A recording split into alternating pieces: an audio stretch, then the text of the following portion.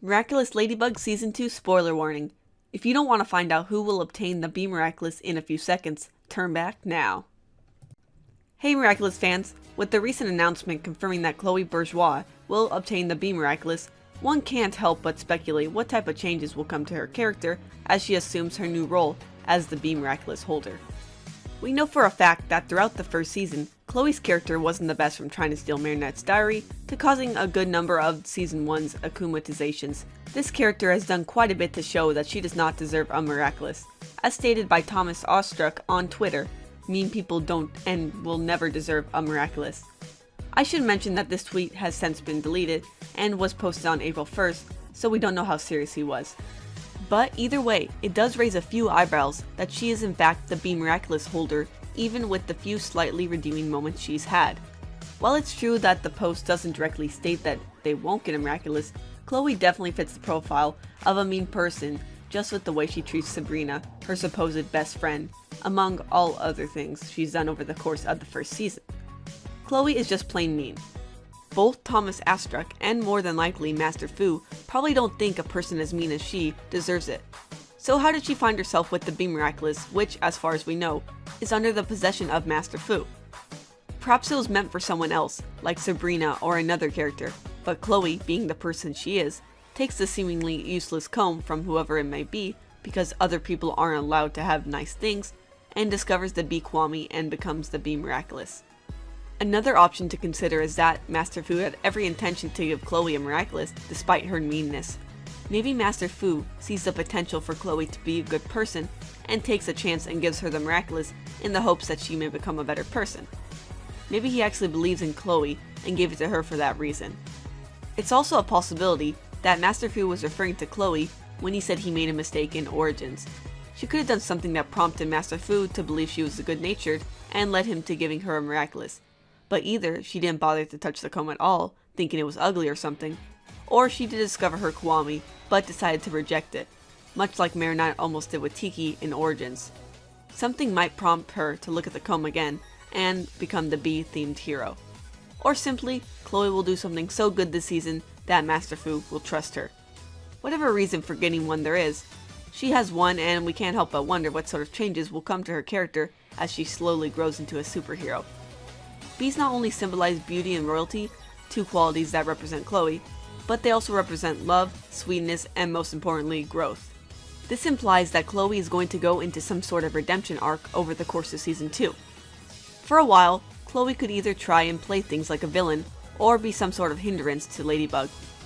It's possible that Chloé could try being a superhero, only for her, being Ladybug's self-proclaimed biggest fan and all, to get in the way.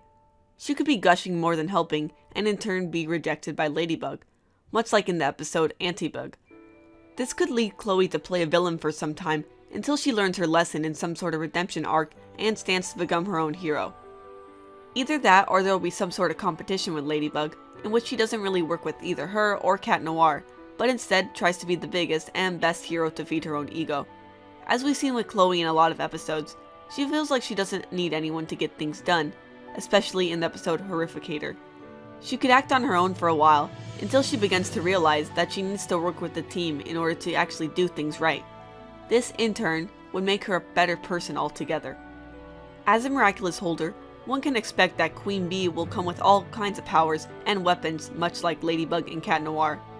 We already know that Chloé's weapon will be a spinning top called a trompo, revealed by a storyboard video, but what exactly it does when it spins is currently unknown.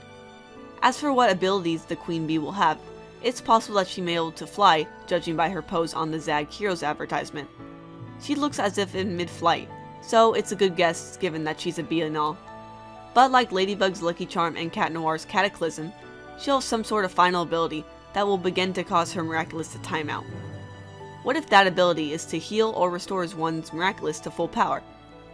This can be seen as a possibility, as one of the main functions of a bee is to pollinate flowers, giving said flowers the necessary nutrients to grow and eventually reproduce. This can be simplified to some sort of healing element when it comes to a superpower. Finally, there's the matter of what kind of personality the Bee Kwami will have to balance her out. As seen with Marinette and Tiki, as well as Adrien and Plague, the relationship between a Miraculous Holder and their Kwami is one of the best that a person can have. The kwami becomes your best friend, and the bond between kwami and human is strong. One can't help but wonder what the bee kwami will be like and how it relates to Chloe. Being a bee, perhaps will have its own ego to match Chloe's. Maybe they'll boost each other's egos and make it where they feel very confident in not only their strength but each other's powers as well. This will make them quite a powerful crime-fighting hero. But most importantly, the kwami will be one of the first real friends Chloe will have, giving her the actual love and affection that she needs despite her rather unappealing traits. The kwami might be the catalyst for Chloe's redemption, and in turn may help her show her how to love not only herself, but the people around her as well. With all of that speculation in mind, who knows what could happen with the supposed queen bee and her kwami this season? Only time will tell. But until then, we'll wait patiently for the next season to find out what the future holds for Chloe. Many thanks to Lyoko Gem for assisting me with writing for this theory. The link to their YouTube channel is in the description below. And once again, thank you Patreon supporters. A new patron I did not mention in my last theory video was Jimmy Ray Tyner. For those who would like a shout out, stickers, and more, check out our Patreon. And as always, thanks for watching!